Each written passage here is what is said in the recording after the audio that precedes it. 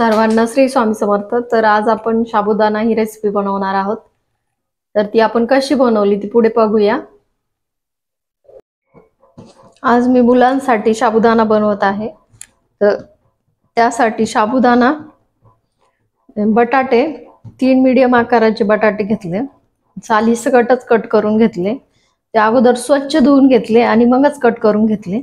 2 मिरच्या, कोथिंबीर आणि शेंगदाणे हे चांगले मध्यम आचेवर भाजून घेतले। इकडे तूप गरम करून घेतले, त्याच्यामध्ये मी मिरच्या टाकते। अगोदर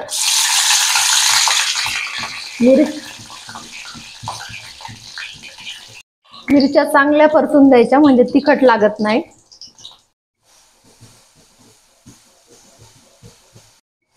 मिरच्या परतल्या की बटाटा टाकायचा। बटाटा असं चांगलं परतून द्यायचं, त्याच्यावर झाकण ठेवते। मिक्सरच्या भांड्यामध्ये शेंगदाणे चांगले बारीक वाटून घ्यायचे। असा अबडधुबड, तरी अबडधुबड नाही, बऱ्यापैकी बारीकच असा कूट करून घ्यायचा। याने खूप चवदार असा साबुदाणा होतो। अशा प्रकारे बटाटा हा परतून घ्यायचा, चांगला मऊ झाला पाहिजे।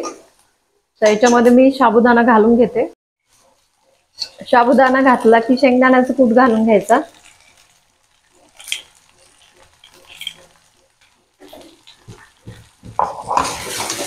याला हलवून घेते। मीठ टाकून घ्यायचं त्याच्यामध्ये। मीठ टाकून चांगलं हलवून घ्यायचं, झाकण ठेवून घ्यायचं। मंद आचेवर चांगला साबुदाणा परतून द्यायचा। थोडीशी कोथिंबीर मध्ये टाकून घ्यायची। अशी थोडीशी कोथिंबीर परतली की आणखी चवदार होतं। मध्ये मी 1-2 वेळेस हलवून घेतलं त्याला, म्हणजे खाली लागत नाही तो। तर साबुदाणा आपला चांगला परतलाय। आता गॅस बंद करून टाकायचा। ही मी गावरान तुपात बनवली आहे। नसेल तूप तेलात बनवली तरी चालते, खूप चवदार होते। एक वेळेस नक्की ट्राय करा। अशा प्रकारे बनवली तर मुले आवडीने खातात, तिखट पण लागत नाही। एक वेळेस नक्की ट्राय करा। श्री स्वामी समर्थ।